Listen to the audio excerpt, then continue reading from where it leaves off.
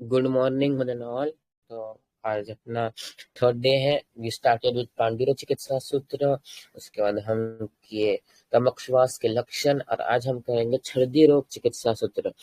छर्दी रोग वैसे काफी मतलब बड़ा टॉपिक तो नहीं है, ऑफ कोर्स एसएक्यू का टॉपिक है, तो उसमें याद करने को इजी है। ठीक है, कल का बहुत बड़ा था, आज का उतना ही छोटा है, सिर्फ 2 लाइन का श्लोक है। लेट्स स्टार्ट विद छर्दी रोग चिकित्सा सूत्र। तो जो श्लोक बाहर करना है, क्या उस श्लोक को प्रोनाउंस करते हैं। आमाशय उत्क्लेश भवा, आमाशय उत्क्लेश भवा ही सर्वो छर्देव मता। ये सर्वो छर्देव मता है, ये टाइपिंग मिस्टेक हुई है, इट शुड बी सर्वो छर्देव मता। लंघनम एव तस्मात्, लंघनम एव तस्मात्। तो आमाशय उत्क्लेश भवा ही सर्वो छर्दयो मता, लंघनम एव तस्मात्। प्राककार्येण मारुतजाम विमुच्य संशोधनम व कफपित्तहरि।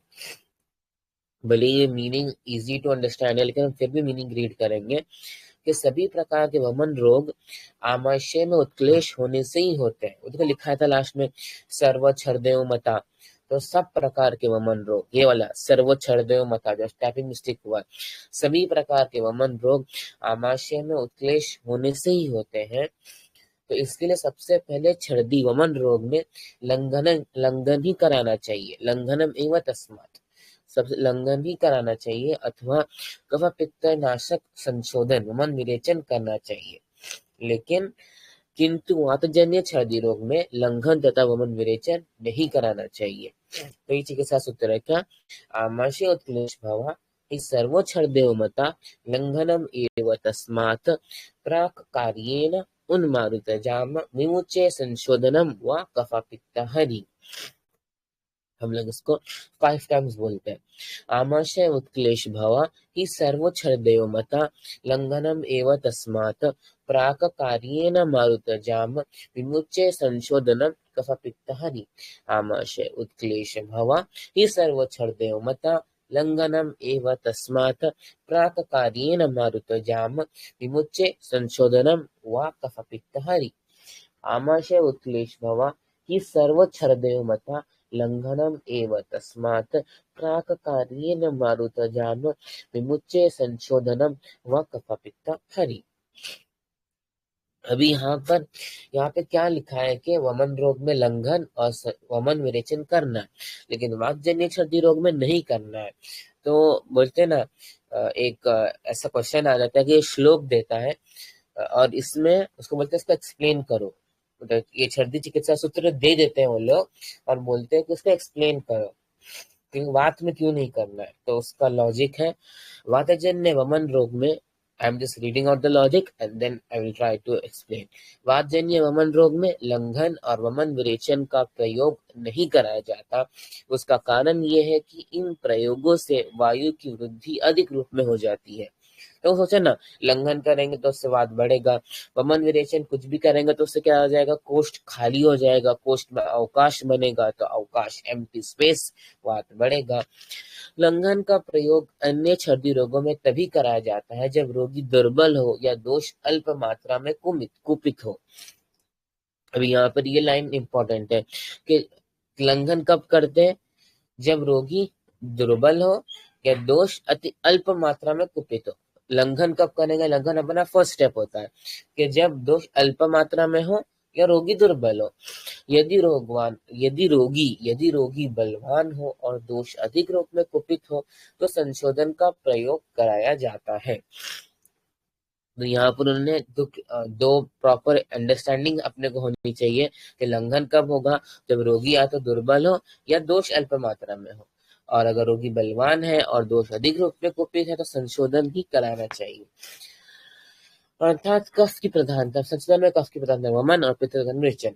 यदि बलवान रोगी में दोष अल्प हो तो भी लंघन ही कराया जाता है। उन्होंने फिर आगे बोला कि बलवान रोगी में दोष अल्प है तो लंघन कराएंगे। बलवान रोगी में वमन विरेचन के बाद लंघन कराना भी आवश्यक होता है। हाँ, वमन विरेचन के पश्चात अपने का आवश्यक लंघन करना है। तो मैं ना 4 पॉइंट को समराइज करता हूँ, जितना बड़ा पैराग्राफ लिखा है। तो सबसे पहले, रोगी दुर्बल और दोष अल्प तो लंघन। रोगी बलवान और दोष अधिक तो संशोधन।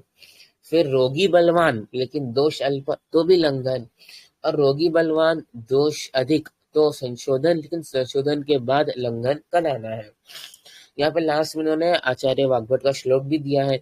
आमाशय उत्क्लेश मनाः प्रायः चरति हितं ततः लंघनं प्रागृते वायोः वमनं तत्र योज्येत बलीन बहुदोषस्य वमनं प्रथम बहु। ये अपने डिस्कस किए वही ने लिखा है।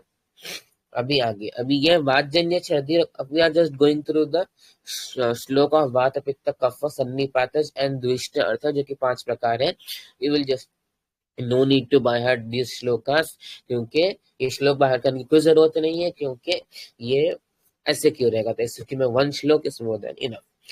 तभी वाद्य निषेध रोग के श्लोक में क्या लिखा है? सुसंस्कृत तितीर बहिर्लावारसा व्यपोहंती अनिल प्रवृत्ताम छर्दिता कोलकुलत्थ धान्य बिलवादी मूल अम्लयव शयुषे। तो उन्होंने वाद्य शब्दी रोग के सूत्र में 5 कल्प बताए। ठीक है, समझ सकते हैं कि पहले जो 3 मांस बताए कि तितीर, मोर और लावा, इन पक्षी के मांस रस से विधि पूर्वक बनाया हुआ मांस लाभप्रद होता है, उससे ऊपर से प्राप्त होता है। तितीर बहिर लावा, तितीर बहिर मतलब मोर और लावा। ठीक है, फिर नीचे कोल कुलत्थ धान्य बिलवादी मूल अम्लेश युषा। ठीक है, और जो लोग मांस रस का सेवन नहीं करते उनके लिए कोल कुलत्थ धान्य बिलवादी पंचमूल, ठीक मतलब बृहद पंचमूल, अम्लतास यव, इनसे विधिपूर्वक बनाया हुआ युष वातज वमन रोग को दूर करता है। ठीक है, तो ये 2 इसमें हो गए, 3 अपने मांस रस हो गए, और एक खट्टा बेर मतलब कोल कुलत्थ धनिया बिल और बृहद पंचमूल, ये 1 हो गया। ठीक है, ऐसे।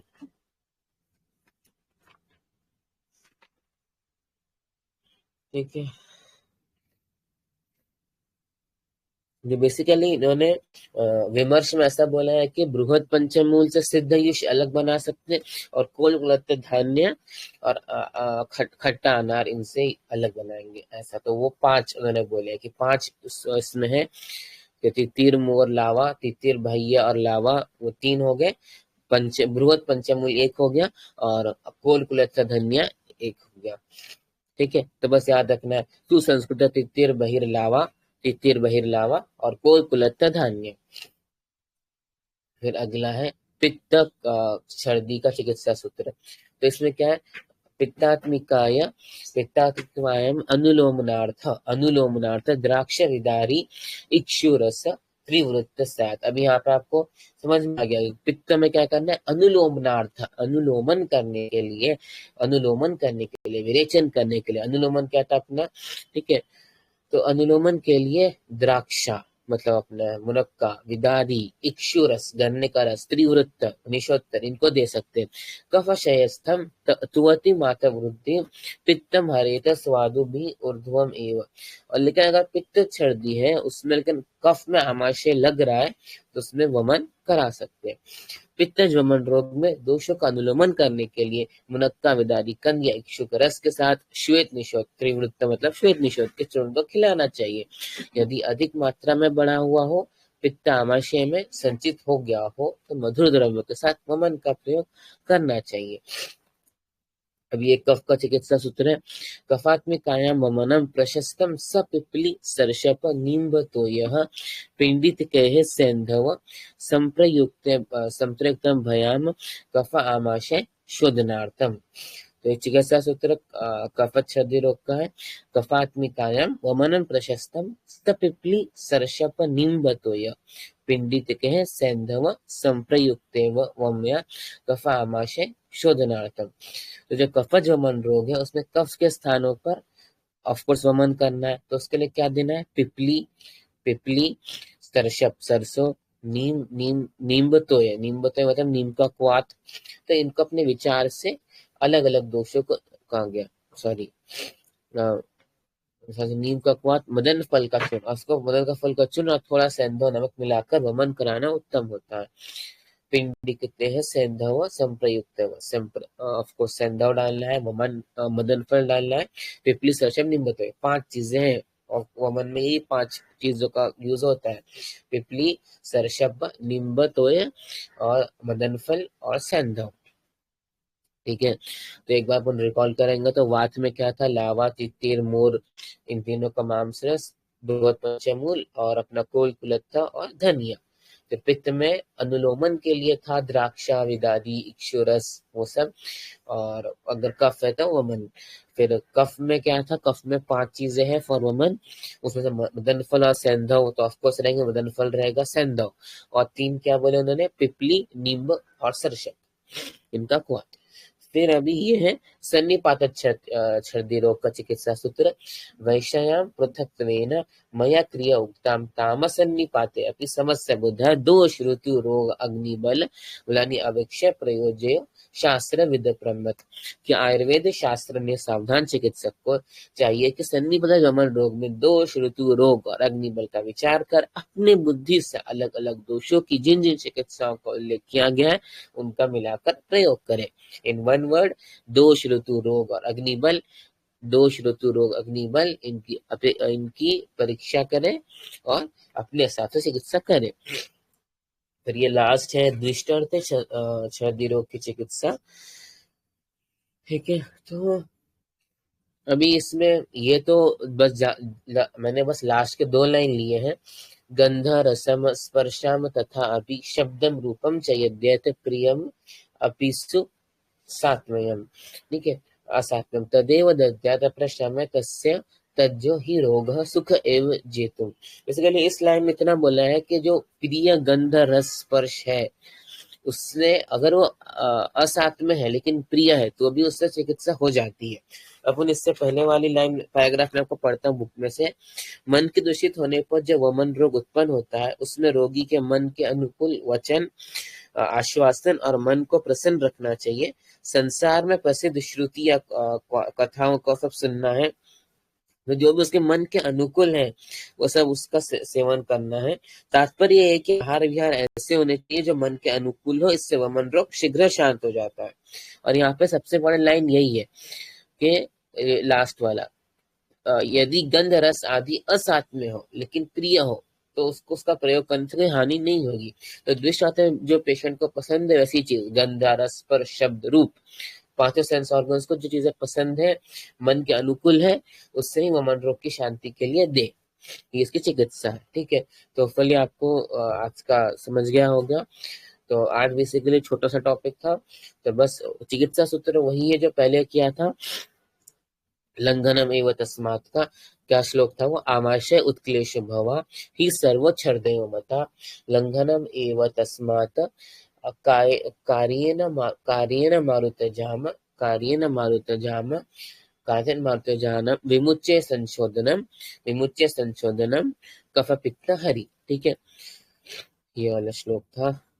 तामस्योत्क्लेश भवा हि सर्वोच्छर्दयो मता लंघनम एव तस्मात् प्राक कार्येन मारुतजाम विमुच्य संशोधनम व कफपित्त हरि। तो बहुत सिंपल है कि सभी वमनों में क्योंकि आमाशय में उत्क्लेश होता है इसके लिए अपने को लंघन करना है। तो आमाशय उत्क्लेश भवा ही सर्वोच्छर्दयो मता लंघनम एव तस्मात्। तो इसमें एक्सेप्शन क्या है कि बात वाले इसमें नहीं करना है। तो प्राक कार्येन मारुतजाम विमुच्य संशोधनम कफपित्त हरि। ठीक है, तो होपफुली आपको ये समझा होगा। तो अभी कल मिलते हैं। Thank you, thanks a lot.